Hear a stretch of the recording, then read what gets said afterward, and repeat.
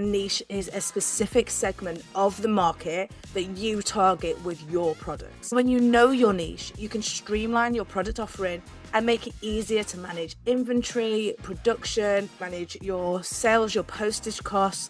What do you love to create? What do you absolutely love to create that you are good at? Your niche needs to align with those passions and those strengths because it keeps the motivation.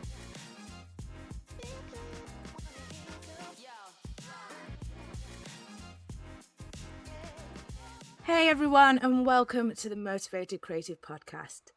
I'm really excited about today's topic because it's something that can really transform your handmade businesses.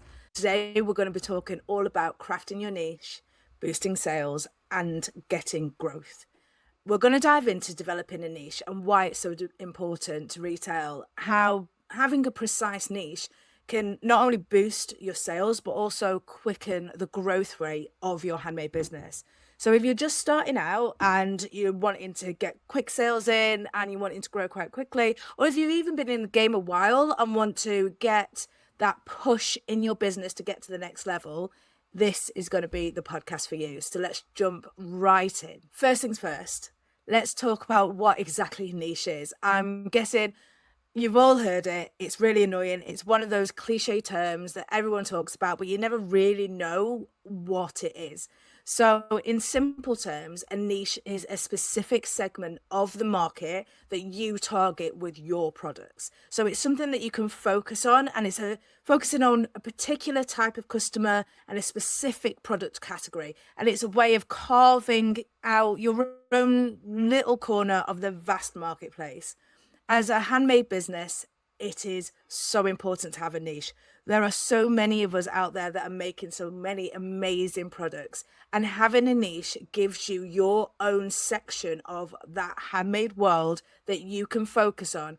And it means that you're not sort of trying to be all things to all people, but you are really becoming an expert in one specific thing that can go out into the world and that people can know you for. There are thousands, if not millions, of sellers out there. So defining your niche makes it easier for your ideal customer to find you. And it's a way of them knowing exactly what you do and be able to pull you out of a crowd. So it makes you, like I said, that go-to expert for that particular product, and it helps you stand out. Now, the benefits of having a niche. One of the biggest advantages is that it allows you to attract and retain loyal customers. I have someone that I go to every single time. I love planners. I am a planner person. I love my bullet journals. And I have someone that makes tags for planners and journals. I go to them every single time. I go to the same person. I don't even go around Etsy or go around Google or have a look on Facebook anymore, because I know the quality. I know what the product that they're making is going to last. I know it works really well with my aesthetic and my planners. So I go back to them time and time again. So when you're focusing on a niche and you tailor your products to your customers, your marketing gets easier. She doesn't market all of the millions of things that are out there in the handmade. She markets her planner stickers. And because of that, I know whenever I need a planner sticker, I can go straight to that maker and I can get my planner stickers every single time. Now, when you are working on a specific niche, it's not just your marketing efforts, but you can look at the desires of your target audience and make sure that your products are working with that target audience time and time again. So you are working directly to one person, almost, it feels like, because you're working with what their needs are, what their wants are, what the progression is for that product, and you can work solely with that in mind, which gives you a primary focus. It also massively simplifies your business operations. So when you know your niche, you can streamline your product offering and make it easier to manage inventory, production, manage your sales, your postage costs. Everything becomes more efficient. Everything becomes more streamlined, meaning that growth is easier. So you're boosting your efficiency and then ultimately boosting your profitability, because the quicker and the easier you can do things, and the better prices you can get for postage means that every little bit that you save goes into your back pocket. That's your profitability. Lastly, having a niche can accelerate your growth. By becoming a true expert in a specific area, you can establish yourself as the trusted authority. This credibility can lead to more opportunities. It can lead to collaborations, media features, speaking engagements, all of which drive more traffic and sales to your business. Once you are known for that one thing, people know that they can come to you and talk to you about that thing. And if someone's looking for something specific, if there is a writer looking for a specific article, they're going to look for a specific maker. They're not going to look for a generic maker. So finding your niche is so important to making sure that not only are you getting the right customers, you're getting the ideal customer, you're getting repeat sales, but also that you can expand your business into different areas that then result back into traffic and sales in your business. Okay, so we've established a niche is crucial, all right? But how do you go about identifying it? It's one of the things that you sort of sit there and go, well, I'm so good at making so much. And yeah, you are. You are creative. You will naturally try and create more. You'll find new passions. You'll find new things to make. But finding that niche is the key to success. So how to do it? First of all, reflect on all of your passions and all of your skills. Now, I know there's a lot. If you're anything like me, you've got a million different things that you're doing, a million different things that you can do, and a million different projects that you're currently working on. But think about what your skills are. What are the skills that you go back to? What are those things that you can do without thinking, that you've worked on for years? What do you love to create? What do you absolutely love to create that you are good at? Your niche needs to align with those passions and those strengths because it keeps the motivation. Every day in a handmade business is different. And sometimes it's really hard. And motivation isn't always there. So to make sure you're motivated, look at that crossover of the skills that you're absolutely brilliant at and the passions that you have, those things that you love to create over and over again. Putting them together will keep that motivation, and it will make sure that you're always offering high quality products, because if you're already good at the skill, then your skills are going to increase. You're going to get better. You're going to be able to offer higher quality. You're going to be able to know those little nuances that make the product work better. It will really help long term to establish your products if you know, and I mean 100% know the skill that you're using and you're passionate about what you're making. Research the market. Look at what the current trends are and where there's a demand that isn't being fully met. If this ties in with your passion and your skills, that's absolutely amazing. It's something that means that you can go straight out into the market and there will be people looking for your product. Now, this could be a specific style, it could be a special material, it could be a product category that people are searching, but haven't been able to find the exact product based on their search. So have a look at the market trends. There are resources like Google. Google have a search console that's really good because it tells you what people are searching, what's high on the search list.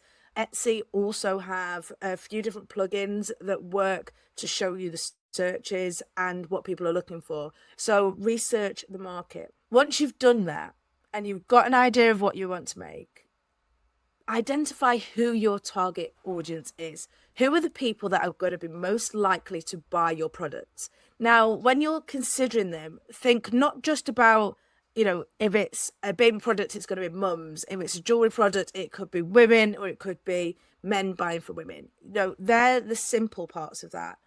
But go a little bit deeper. Look at the demographics. Look at the interest. Look at their buying behaviors. So if your product is in the lower price bracket, then it could be available to all different kinds of people that are on a budget, people are looking for a bargain. It could be, for people that don't necessarily have a lot of expendable income. So think about how they buy. This will help your marketing. It will help you define your niche and it will get you to understand your customer a little bit better. If your product is, say, on the luxury end of the market and it's a little bit more high end, then think about, what sort of income people have that are looking at buying products like yours. Is it going to work with people that have houses that are aesthetically pleasing? Does it work with a certain aesthetic? If it's clothing, what sort of people are these? People that are going out to work, or are they stay-at-home mums? Or are they husbands that go to events? What sort of person, what sort of interest, what sort of lifestyle are they leading? This helps with the buying behaviors, because someone who is looking for a bargain product will look and look and look and look until they've found something at the cheapest price. But someone that's buying something that has a more disposable income, that isn't really concerned about money as much, they're going to look for the quality and the style. So it means that you talk to them differently when it comes to describing your product, when it comes to marketing your product. So really, really get comfortable with what person you want to market your product to. Now, one of the things that we all do, but we all do slightly wrong, is we analyze our competition. This is really important, looking at your niche. But what you need to do, a lot of people look at the competition, then price their item around their competition's prices. This doesn't necessarily work. The idea about analysing your competition is to understand in the marketplace what is currently working, what isn't working. If there is a gap that someone is completely missing out on, that you can fill. It gives you a view where you can find your unique angle to your niche. And it gives you an idea of things that are really not working. If you're in the jewelry industry, for example, and you research your competitors, and on Etsy they've got an item that only has 500 sales, but they've got another item that's got 10,000 sales, that 500 sale item isn't working. So you can look at that and go, okay, there's something about that doesn't work. You can then Google that item and see whether it works with any other company, whether it's just your competitor that isn't getting the sales on that product, or whether it's something that's just not wanted. Items like these are passion pieces. These are stuff that people make because they like it, not because it's right for their customer. So when you're analysing the competition, have a look at all of this. Have a look at their products individually. Have a look at, yes, their pricing, but do not price yourself based on them. Price yourself based on your skill and your costs and your outgoings, okay? The last thing I want you to do is test and refine. So once you think you've got your potential niche, test it out. Small product line, put it out there and market to that niche and see what sort of feedback you get. Put out feedback quizzes, put out questionnaires. Ask the customers what they thought of your product, what they think of your marketing, where they found you, what sort of advertising worked better for them. All of these little bits help you change and just tweak your product, your marketing, your company, until you've absolutely got the right sort of matrix, the right method, the right recipe almost for your business to grow. Okay, so all of these things, they're not a do once and forget about. All of these things are something that you have to review regularly. That test and refine process is so important to getting your company exactly where you need it to be. Now, some of you might just want this as a hobby that makes you enough money for you to be able to do this from home rather than go out to work. Some of you might be desperate for that store. Some of you might want that full chain. You want to be absolutely everywhere. You want to be global. Regardless to where you are in your business, this process is the same regardless of your size. So just be aware of that when you're putting this process together in your business, and put it in as something that you review every 3 to 6 months, maybe even a year, but put it in as something that you review regularly. Now, there's some really successful niches that are out there at the minute. To give you an idea of what I'm talking about when I'm saying niches, because I've given you all of these examples and I've told you what it's about, but it's hard to envision if it's a language you've never heard before. So let's have a look at some examples. We've got eco-friendly products. Now, this is a massive part because of the growing awareness with the environmental issues, people looking for sustainable, eco-friendly products. This niche has become almost a subcategory of all of the niches. And this can include everything from recycled materials, organic products, zero waste goods. And it doesn't only have to be things like skincare or food. It can be clothing and bags. It can be absolutely anything. So it's a really like sub niche of whatever niche you're going into. Again, personalized gifts is something that's really sort of captured everyone's hearts. We love the idea of giving gifts. We love it even more if it's personal. We have got to this point where just buying someone a bag isn't enough. We want it monogrammed. We want them to know that we have taken the time to think through what we have bought for them, that we have taken the time to research what's going to be good for them. Personalized gifts is a real, again, another subcategory, but a real good niche to have in your business. So if you are making jewelry, what about making custom jewelry, monogrammed jewelry? You know, if you're making accessories, can you monogram your accessories? Bespoke home decor is a really big thing as well. Having, you know, kids' names on their door signs and things like that. These personalized gifts are something that work really, really well. And it's a good thing to have as a sort of side to your business. So have a look at your business and see, is personalized gifts something you could do? But this is, again, a really, really good niche to have. The next on my list is pet products.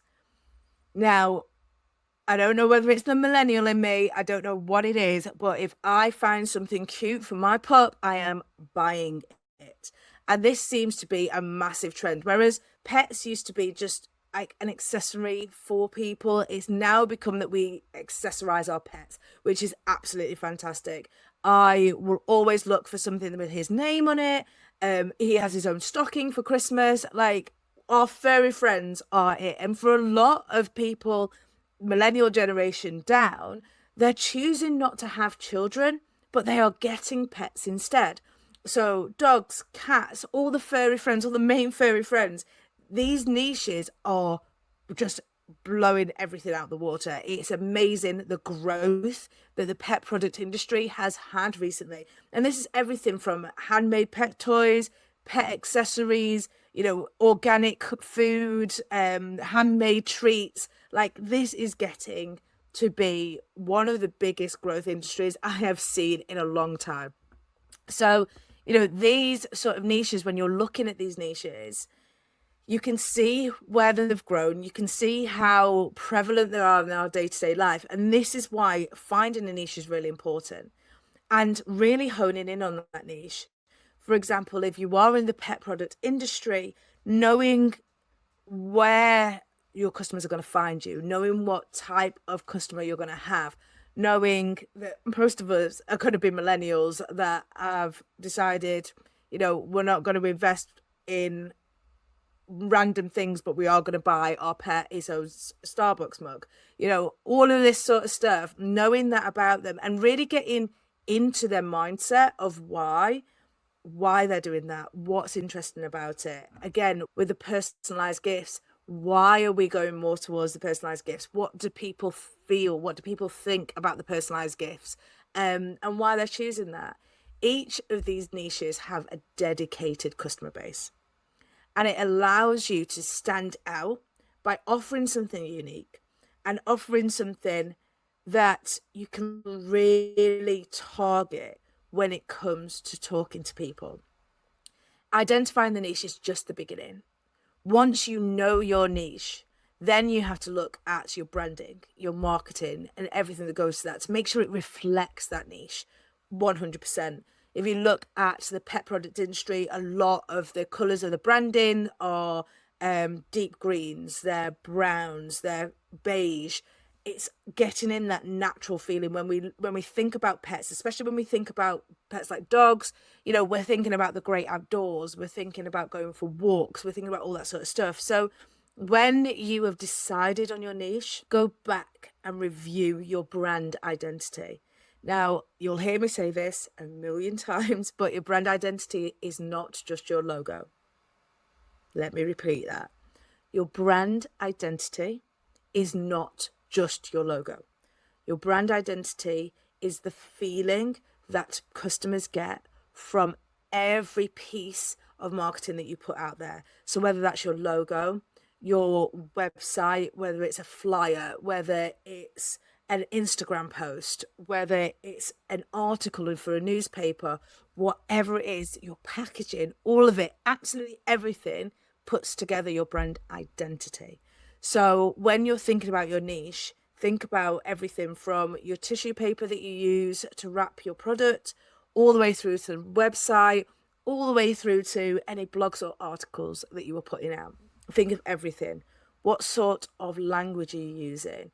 What are your key points that you're getting across? What are the benefits that the customers are getting from following you, from looking at your brand and your website and your Facebook page? What is it all together as one? Okay.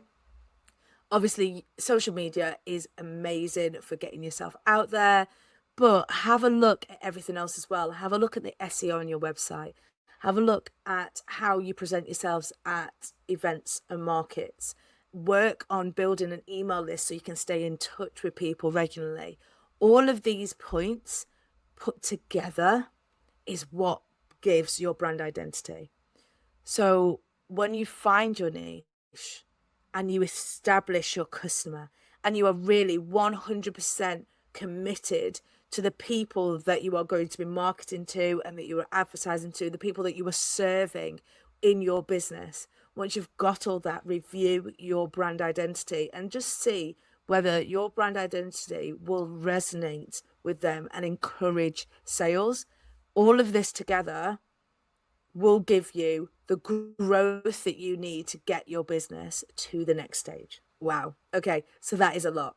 I know it's a lot, but if you found today's discussion on crafting a niche helpful, please find me on Facebook if you have any questions. I know it's a really small snippet in the grand scheme of what you can do in your handmade business, but developing a niche is a game changer. And I speak to so many people about this and say, who are you targeting? Do you know what you're selling? I see so many people that have, they'll have stalls and they'll have maybe 50 to 60 products on this stall, but there's no clear idea of what it is that they are doing and what it is that they are specializing in. And it gets a bit lost. It means that when I walk away from the stall, I might buy something for a fiver. I might just give it a go and have a look. But when I walk away from that stall, I don't remember them. I don't sort of think, oh, my mum's birthday is coming up. Who can I give something to? I don't sort of think about them when it relates to my life. I don't sort of sit there and think, oh, it's coming up to Christmas. Oh, that random stall that I saw that one day would be great to buy everything for everyone. No, I think about the niche people. So I have a lady that I go to that I always buy my husband's ties and his pocket squares from.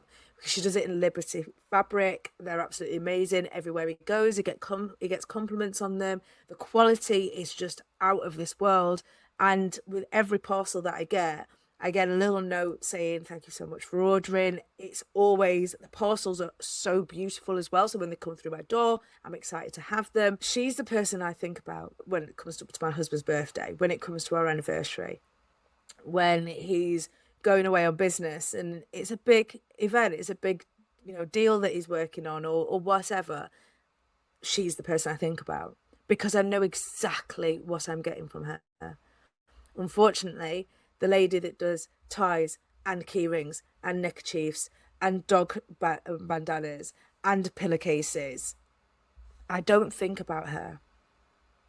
It's a shame. I know, I'm not saying she's not talented. I'm not saying that she doesn't have skills. What I'm saying is when it comes to marketing your business, having a niche allows you to stand out in a crowded market, attract loyal customers, and accelerate your growth quicker than anything else will. So if you're ready to take the next step, find us on Facebook. We have the Make and Sell community on Facebook. Come and get some tips, advice. Come and join us. It's been really great talking to you about niches today. And next week, we'll be diving into the reality of starting a handmade business, one step at a time, with Sam Zell from Rock and Rose Jewellery. We'll discuss the ups and downs of starting a business and how taking it one step at a time can lead to real growth. You can find more information on the website at theartisanbusinesscompany.com/podcast and follow us on Instagram at Artisan Business Company if you want to see any of the behind the scenes. And I'm pretty sure there'll be some bloopers on there as well. Thank you for listening. You won't want to miss the next episode. See you next week. The Motivated Creative Podcast is brought to you today by the Artisan Business Company. If you enjoyed today's show, please leave a review and share it with your friends. Your support helps us reach and help more creative entrepreneurs just like you. Don't forget to follow us on Instagram at Artisan Business Company for updates and behind the scenes content.